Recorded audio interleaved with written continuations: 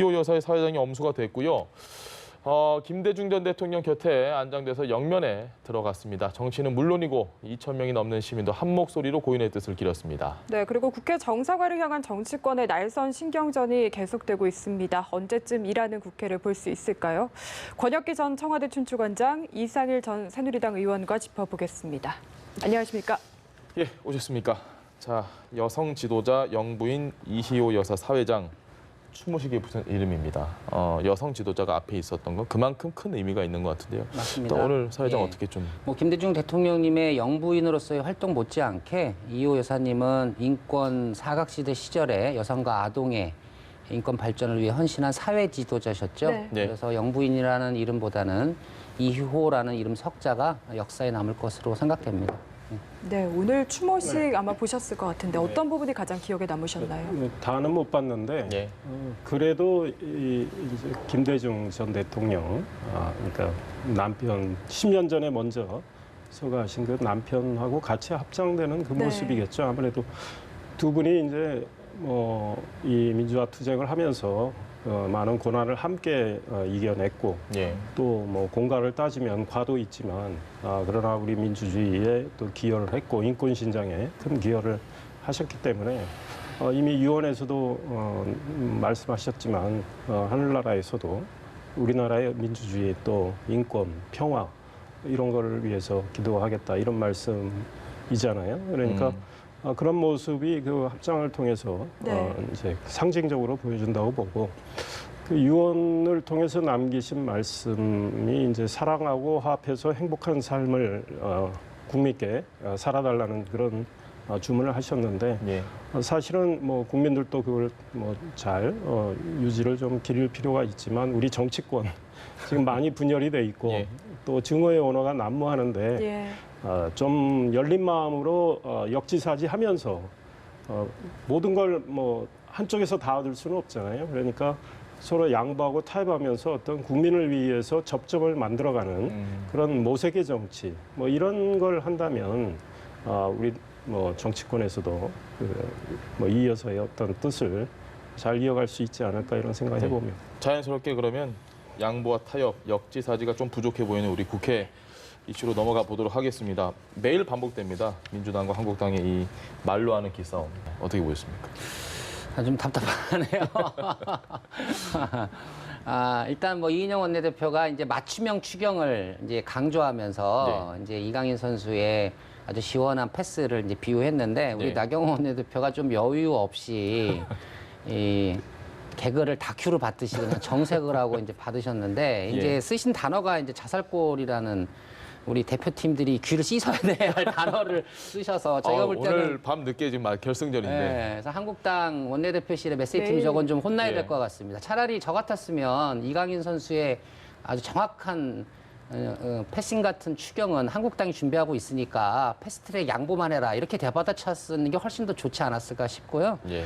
일단은 여야 원내대표가 일단은 말폭탄을 이렇게 주고받는 모양새입니다. 상대방에게 직접적인 어떤 직설적인 말 공세는 하지 않는 건 그나마 다행인데 이제 감정적 대응의 파고가 이제 좀 사그라들 때가 되지 않았나 싶었는데 네. 아직 여전히 이제 고점을 향해서 가고 있어서 그게 좀 안타깝고요. 어찌됐든 간에 두 원내대표의 어깨 위에 국회 정상화가 좀 걸려 있기 때문에 두 분이 지혜를 좀 모아주시기를 바랍니다. 제가 한 가지 정정을 좀 해야 될 것 같습니다. 오늘 밤 늦게 내일. 유이실 결승전이라고 하는데 내일입니다. 내일 새벽 밤 1시. 늦게. 새벽 사실 예. 일요일 오전 1시간. 예. 너무 축구를 기다리다 보니까 오늘이 내일 같고 그렇습니다. 네. 영상 어떻게 보셨습니까? 아무래도 물밑에서는 많이 좁혀진 것 같아요. 네. 그런데 이제 약간의 미묘한 차이, 이거를 어떻게 좁히느냐, 그걸 지금 좁히지 못해서 겉으로는 저렇게 날성공방을 하는 것 같은데 일단 패스트 트랙 문제와 관련해서 네. 거기에 태워진 새 법안은 합의 처리하는 걸 예. 민주당이 약속하는 쪽으로는 된 것 같고 정치개혁특위 또 사법개혁특위 또 연장 문제도 어느 정도 합의가 된 것 같고 문제는 추경을 처리하기 위해서 이 경제 상황을 진단하는 경제청문회를 하자는 예. 걸 이제 한국당이 아마 제안을 했고 민주당은 이제 곤란하다는 입장인 것 같은데 사실 그 패스트 트랙에 올라간 법안을 합의 처리한다. 뭐 이걸 그냥 합의 처리는까지 못 가고 합의 처리하도록 노력한다. 이거를 서로 밀고 당기면서 좁혀졌잖아요. 예. 그거보다는 상대적으로 쉬운 문제 같아요. 경제 청문회 문제는 그렇기 때문에 뭐 좀 더 접촉을 하면 저는 뭐 국회 정상화 합의는 할 수 있다고 보고 앞에 말씀하셨던 박지원 민주평화당 예. 의원님 예. 말씀하셨듯이 여당이 좀 국회 정상화하기위해서 더 양보해야 되는 거 아니냐 그랬는데 경제 청문회도 저는 뭐 필요하다고 봅니다. 물론 뭐 민주당이 정말 반대한다면 한국당이 그거 하나만 가지고 끝까지 고집해서 국회를 다시 뭐 보이콧하거나 계속 여긴 좀, 네 이렇게 예. 뭐 지연으로 끌고 가기는 어려울 것 같은데 그래도 아니, 지금 이 정부 여당은 그동안에 경제가 총체적으로 성공적이라고 대통령께서 쭉 예. 말씀을 해오시다가 불과 한 열흘 전쯤 이제 청와대 경제수석이 이 하방 위험이 지금 생기고 있다. 네. 오래 갈 수 있다. 그래서 경제 상황이 좀 어렵다. 이제 그래서 빨리 추경하자 이 입장 아니에요. 그렇다면 우리 경제 상황에 대한 진단을 한번 할 수 있죠. 그거 하고 추경 처리하고 추경 내용에도 정부가 내놓은 것 중에 정말 이게 경제 살리기 위한 아니냐. 예컨대 전국의 국민 생활을 체육을 위한 뭐 체육관 건립 그게 한 뭐 200억 가까이 책정이 돼 네. 있고 뭐 산불 예방을 위한 활동을 한 달 동안 연장을 하는데 그게 한 200억 뭐 네. 이런 것들이 과연 경제 살리는데 얼마나 도움이 되겠느냐. 그리고 470조 예산을 지금 본 예산 아닙니까? 네. 그 지난해 예산안 통과해서 지금 상반기에 많이 집행을 했어요. 그럼에도 불구하고 경제가 어려워졌단 말이에요. 네. 그런데 6조 7천억 원 추경한다고 해서 경제가 얼마나 좋아지겠습니까? 그러나 필요한 추경이 있죠. 뭐 산불 네. 피해 이제 구제하는 문제도 있고 미세먼지는 뭐 좀 더 강화하면 좋으니까 이런 거를 뭐 처리는 하는 게 바람직하다고 보는데 정부가 정말 계속 추경하는데 우리 국민 입장에서 정말 추경 가지고 경제 살아나겠느냐. 그렇다면 경제가 어려워진 이유가 뭐냐. 네. 근본적인 문제. 결국 정책에 문제가 있지 않느냐. 알겠습니다. 그럼 이걸 따져보자는 네. 게 청문회니까 그거 할 필요가 있다 이런 생각이 듭니다. 그러니까 청문회를 여당에서 받아야 한다는 입장이신데 어떠십니까? 뭐 저는 뭐 청문회를 여당이 받아도 뭐 나쁘지 않다고 봅니다. 뭐 경제에 대한 뭐 여야 간의 토론, 치열한 논쟁 이런 것 속에서 이제 한국당이 이 정부 여당 입장에서 보면 조금 뭐랄까요 사실관계를 조금 비틀어서 선전 활동을 하고 있는 부분도 있다고 보여지기 때문에 뭐 그런 것에 대한 시시비비를 가릴 필요도 있고 그리고 소득주도 성장론이 왜 대두됐는지에 대한 이 여야 간의 치열한 토론도 네. 저는 필요하다고 봅니다. 한국당도 과거에 소득주도 성장에 대한 내용 등을 이제 주장했던 적이 있거든요. 네. 문재인 정부의 어떤 슬로건으로 내걸고 나니까 지금 이렇게 마치 한국 경제가 어려운 이유가 소득주도 성장론인 것처럼 이렇게 선전전을 하고 있는 모양새도 있어서 예. 뭐 경제 청문회 자체가 뭐 정치적으로 일정 정도 부담이 올 수 있을지는 몰라도 국회 정상화의 하나의 그 툴이 된다면 과감하게 수용하는 것도 뭐 크게 나쁘진 않다. 말씀하신 것처럼 뭐 경제 청문회 얘기도 나오고 패스트트랙 법안에 대해서 문구 조정 얘기도 나오는데 조금씩 어쨌든 국회 정상을 향해 가는 이 시점에 청와대 참모진에서 야당을 향한 발언들이 뭐 의도가 어떨지 모르겠습니다만 야당에서 그렇게 곱게 받아들이진 않는 것 같습니다. 저는 청와대 그 참모진의 정무 감각이 문제가 정말 있다. 예. 그러니까 정무수석을 맡고 계신 강기정 수석, 그 밑에 복귀양 복귀양 비서관, 다 정무수석실이에요. 그렇다면 지금 꽉 막힌 국회를 어떻게든 좀 풀어가지고 정상화를 빨리 해서 대통령도 그렇게 원하고 지금 뭐 청와대가 그렇게 바라는 추경도 처리하려고 하면 예. 한국당을 쓸데없이 자고 갈 이유가 없죠. 누가 봐도 이제 청와대는 그러죠. 이거 일반적인 이야기다. 그런데 그러면 청와대의 소위 언어 해석에 문제가 있는 거예요. 누가 봐도 이건 한국당을 겨냥해서 날선 어떤 그 야유성이 섞인 이런 지적을 청와대가 직접 해서 소위 말해서 도발하고 있는 셈인데 그냥 한국당이 그냥 반발이 굉장히 세지 않습니까? 그 청와대가 왜 그럴까? 그런다고 해서 국민들이 청와대 말씀을 온전히 다 그 받아들여서 청와대가 잘한다 이렇게 생각할까요? 전혀 아니에요. 지금 앞서도 박지원 의원도 그 문제 지적하지 않습니까? 네. 청와대가 오히려 국회 상황을 더 나쁘게 만들면서 한국당이 정상화를 하려 하는 걸 오히려 방해하는 이런 셈이 된 꼴이에요. 네. 그렇다면 사실 한국당 도와주는 셈이에요. 청와대가 불필요하게 자극해서 그 한국당에 뭐서 막말 나온다. 그러면 사실 한국당의 손해거든요. 예. 여당을 도와주는 셈이에요. 그러니까 근데 청와대도 비슷하게 그렇게 하고 있는 거는 청와대의 정무 감각 정말 부재다. 대통령께 누가 되는 행위다. 그래서 청와대가 정말 자제해야 되고 그 국민 소환제 청와대 비서관이 이야기했지만 네. 뭐 국민 여론도 있고 하지만 그 상당히 정략적으로 이용될 수도 있는 겁니다. 그 제도가 들어올 때. 근데 그거 역시 모든 문제를 여야 정당이 국회에서 논의하면 돼요. 청와대에서 왜 그런 이야기를 합니까? 그다음에 해산 문제도 강기정 수석이 너무 뭐 국민이 내년 총선까지 기다리기 답답해서 예. 뭐 이렇게 청원했다 그러는데요. 가만히 지켜보고 말하지 않는 국민이 훨씬 많습니다. 그런 분들이 보기에는 청와대의 그런 태도가 바람직하지 못하다고 볼 가능성이 커요. 알겠습니다. 청와대 참모진들 발언 어떻게 생각하시는지도 궁금하고요. 이렇게 답변을 할 때 보통 사전에 청와대 내에서 조율이 되는 건가 이런 부분도 좀 궁금하거든요. 네, 물론 뭐 회의를 거쳐서 이제 발표가 되죠. 일단 지금 이제 한국당하고 청와대 참모진, 대통령이 이제 해외 순방 중에 참모진들과의 어떤 강한 대립 전선이 예. 며칠 사이에 형성이 되는 구조인데요. 나경원 원내대표가 이제 뭐 강기정 정무수석이 밥 한 번 안 샀다라는 멘트로 이제 강 수석이 또 나경원 원내대표가 뭐 청와대는 빠져라 해서 네. 수석 부대표 등과는 수시로 소통했다 이렇게 좀 공방이 좀 있습니다. 근데 일단 이 부분도 저는 우리나라의 정치 지형상 청와대 정무수석이 야당 원내대표를 이길 수 없는 구조이거든요. 그래서 일단 시시비비를 뭐 가리기 이전에 네. 일단 좀 유감을 좀 해소하는 그런 것이 청와대 정무수석 입장에서 보면 조금 더 유연한 모습을 보여주실 거라고 좀 보고요. 그리고 정당 예산 심판에 대한 답변과 의원 소환제에 대한 답변은 예.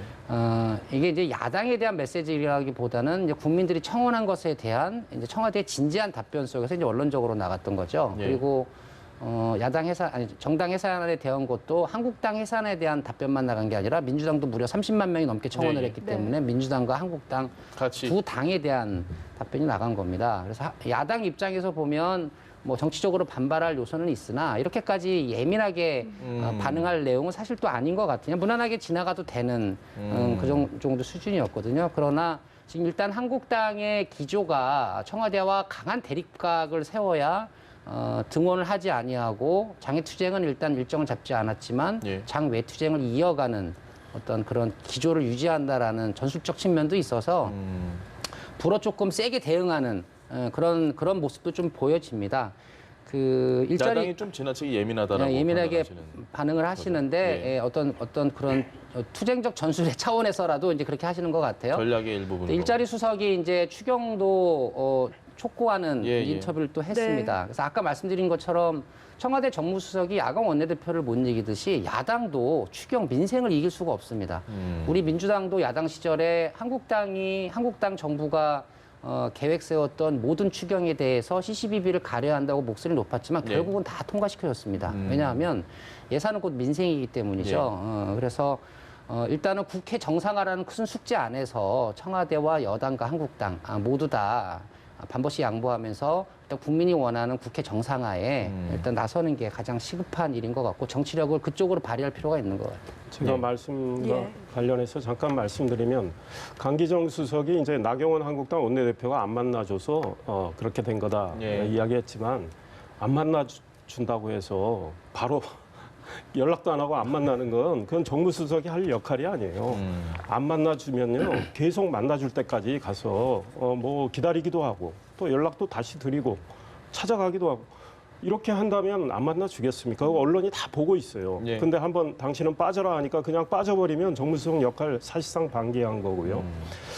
한국당이 추경은 반대 안 했습니다. 예. 엄밀히 따지면 추경 안에 있는 내용들을 이렇게 봐서 쓸데없는 거는 빼고 꼭 필요한 건 하겠다는 입장은 밝혔는데 네.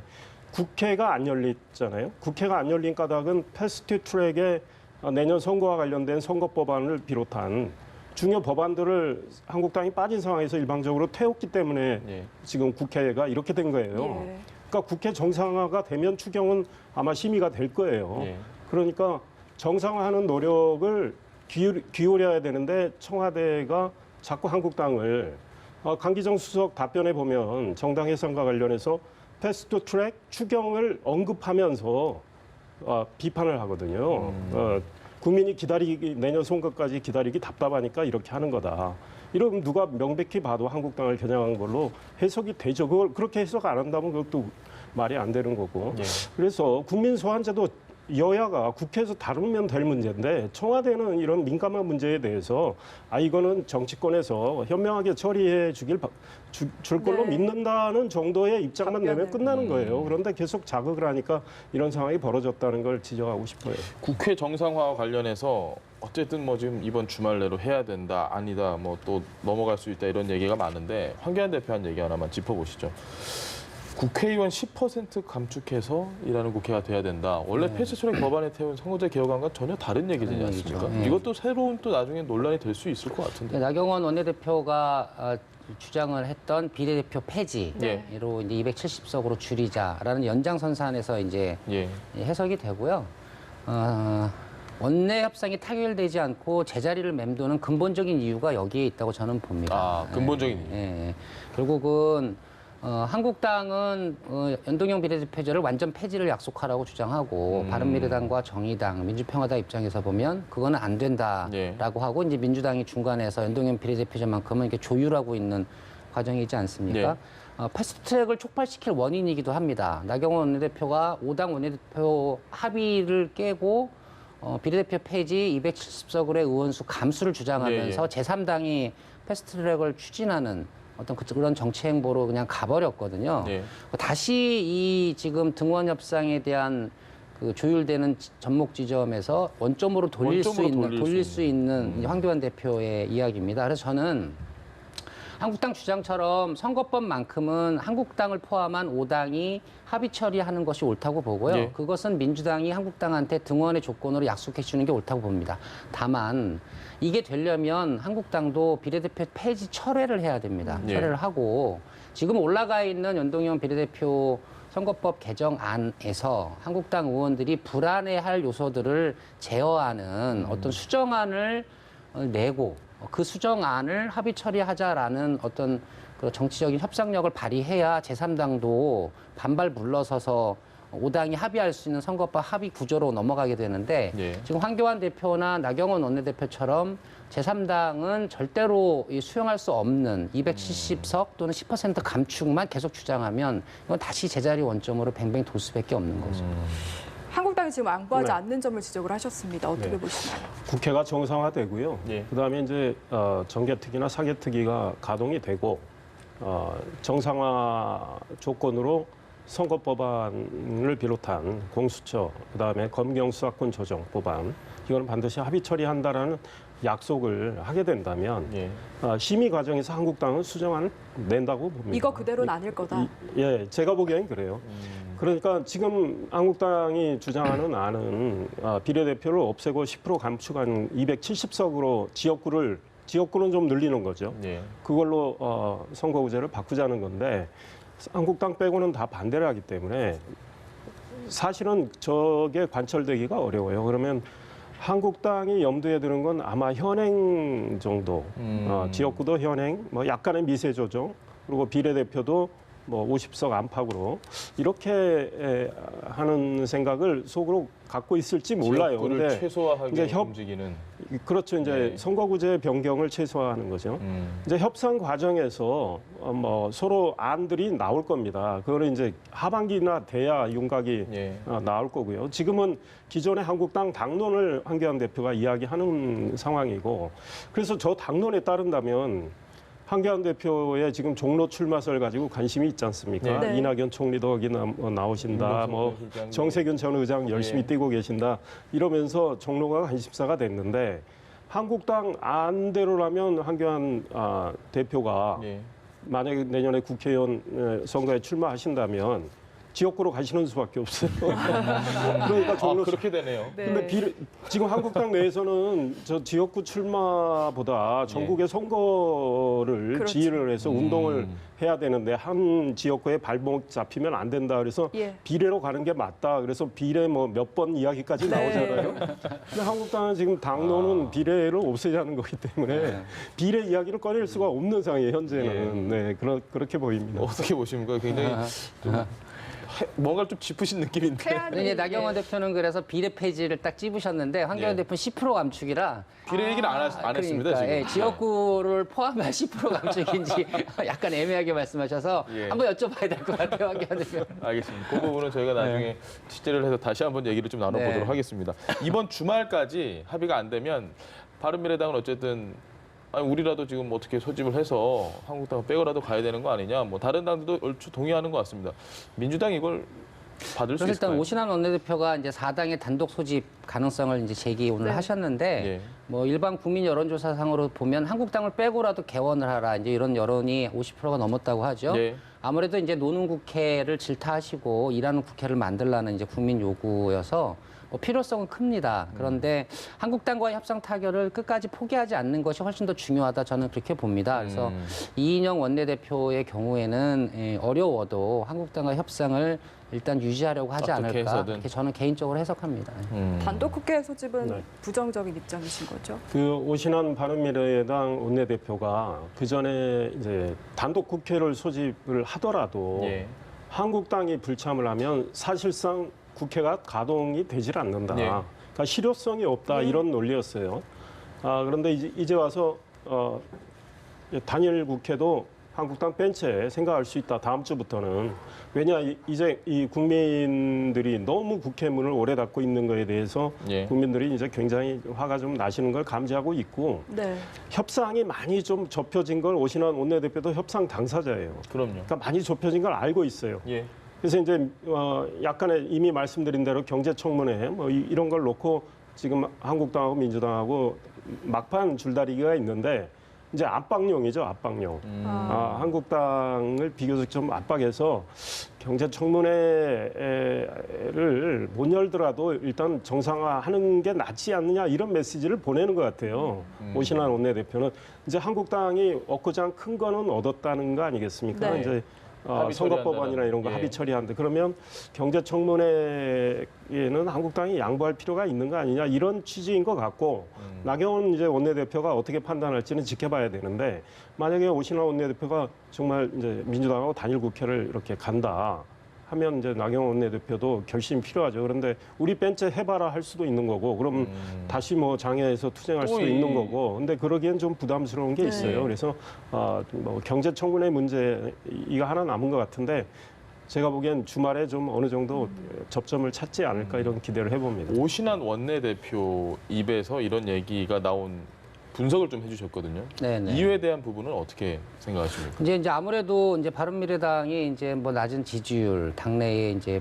분열에 따른 어떤 정치적 소외감 이런 것도 이제 깊어지지 않았습니까? 네. 그래서 이제 아까 말씀드린 것처럼 일단은 국회를 열라는 질타가 아마 오신환 의원도 관악구 국회의원이신데 다녀보시면 엄청 나실 거예요. 그리고 오죽하면 장제현 의원이 예. 나경원, 내부에서도 뭐. 황교안 대표 투톱 이미지 정치만 한다는 네. 질타가 나왔겠습니다. 저는 장제현은 혼자만의 의견이 아닐 겁니다. 한국당 모든 의원의 이야기일 것이거든요. 그래서 황교안 대표와 나경원 원내대표가 의원총회 같은 걸 좀 열어서 이 원내 개원 투쟁에 대한 새로운 전략을 한번 의원들하고 논의할 필요가 있는 것 같아요. 이제 저는 5+1 단독 회담을 황 대표가 거부하면서 저는 실기를 했다고 보는데 계속해서 이렇게 국회가 열리지 않는 책임감은 뭐 정부 야당한테도 뭐 국민의 질타가 따르겠지만 외형적으로는 장외를 돌고 있는 한국당에 대한 비난이 고조될 가능성이 훨씬 더 높습니다. 더군다나 아까 말씀드린 것처럼 추경이 처리가 안 되면 안 될수록 한국당에 대한 비판이 높아질 가능성이 있어서 장제원 의원의 쓴소리를 좀 받아들일 필요가